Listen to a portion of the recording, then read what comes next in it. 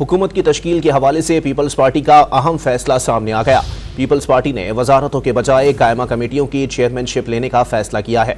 मजीद जानते हैं don news के एंकर पर्सन नादिर गुरामानी से। जी नादिर, मजीद क्या फैसले किए गए हैं पीपल्स पार्टी की जानिब से? देखिए, पीपल्स पार्टी की जो सीईसी का इजलास हुआ था, उस इजलास में अब जो फैसला है हुकूमत की तश्कील के हवाले से वो तो सामने आ चुका है कि पाकिस्तान पीपल्स पार्टी मुस्लिम लीग नून को सपोर्ट करेगी और वोट भेज देगी वज़ारत उस्मा का जो भी उम्मीदवार होगा।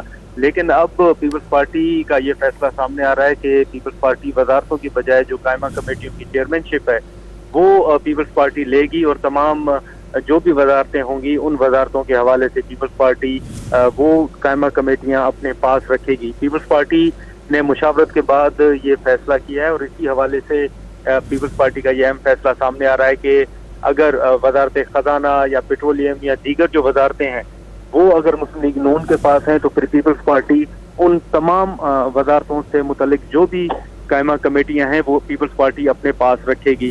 खुर्शीद शाह ने डॉन न्यूज़ से जो खुसूसी गुफ्तगू की है उसमें उन्होंने इस बात की तस्दीक की है और कहा है कि पीपल्स पार्टी ने यह फैसला किया है कि अब वज़ारतें नहीं बल्कि कायमा कमेटियों की चेयरमैनशिप पीपल्स पार्टी लेगी। और उन्होंने ये भी वाज़ेह तौर पर कहा है कि पीपल्स पार्टी ये समझती है कि कायमा कमेटियों की चेयरमैनशिप वज़ारतों से ज़्यादा पावरफुल है और पीपल्स पार्टी इन्हीं कायमा कमेटियों के ज़रिए ही अपनी सिफारिशात मुस्लिम लीग नून को देगी और जो भी फैसले होंगे उनमें इनपुट अपना पीपल्स पार्टी इन कमेटियों के ज़रिए देगी। तो अब पीपल्स पार्टी ने यह फैसला किया है कि वो वज़ारतें तो नहीं लेंगे वफाक में, लेकिन कौमी असम्बली और सेनेट की जो भी कायमा कमेटियाँ होंगी उनकी चेयरमैनशिप खास तौर पर पीपल्स पार्टी अपने पास रखेगी। और ये इम्कान जाहिर किया जा रहा है कि जो भी अहम कमेटियां हैं जैसे पब्लिक अकाउंट्स कमेटी है, खजाना कमेटी है, इसी के साथ साथ जो दीगर कमेटियां हैं निजकारी के हवाले से वो कमेटियों की चेयरमैनशिप पीपल्स पार्टी अपने पास रखेगी।